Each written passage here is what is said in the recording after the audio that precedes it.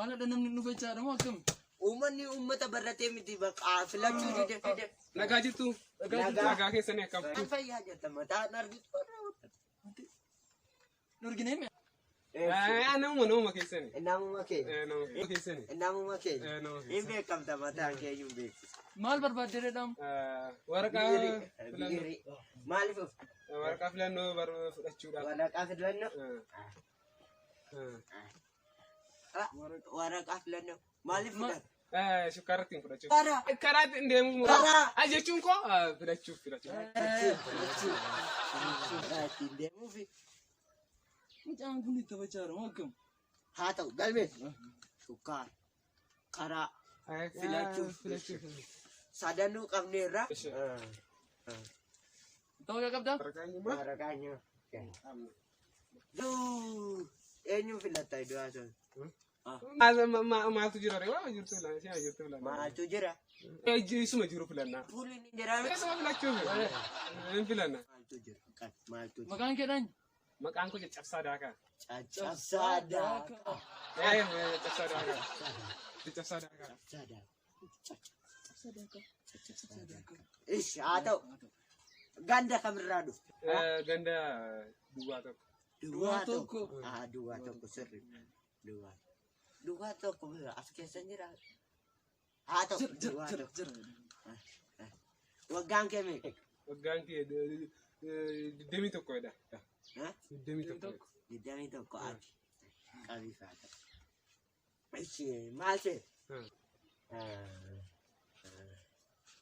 Nama filattu nutti himteetta?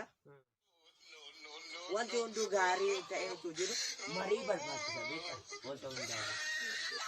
Mee amma tokko nu bahe. Asini abahu. Deem milishaa qawaamne deemsi jee. Ishi bakka ishi. Ishi. Caccabsaa Daakaa. Caccabsaa Daakaa. Ani hoolaan. Caccabsaa Daakaas. Fuula nuti hoolaan. Isu. Maal jala nyaatan jedhaa gidduu. Isaanuma. Qal. Hoolaan. Eenyu filanna maaltu jira? Maal jechuudha? Qal. Namichi kun nama ampuulii filatu. Anittaa. Mee haa ta'u wanti ta'e fe'ee maaliif waraqaa filannoo shukkaara karaa deemuuf Karaa.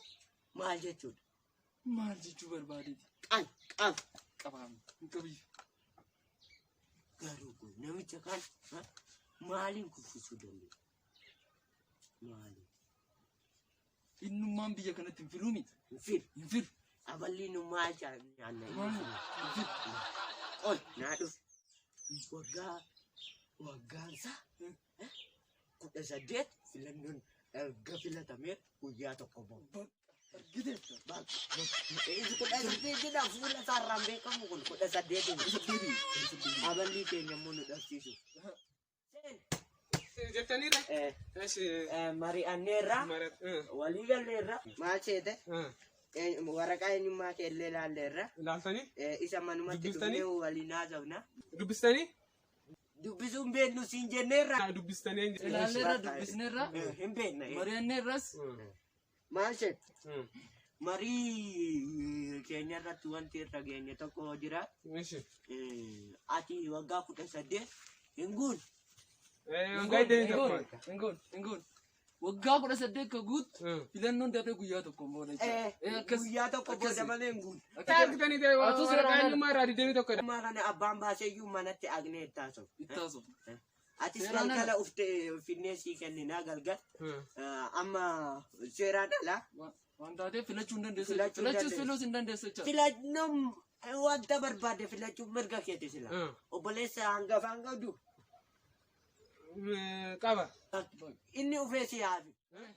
Yaada keessatti inni si yaada. Inni si baafi. Malee ati 18 hin guunne. Fudhachuudha kaa.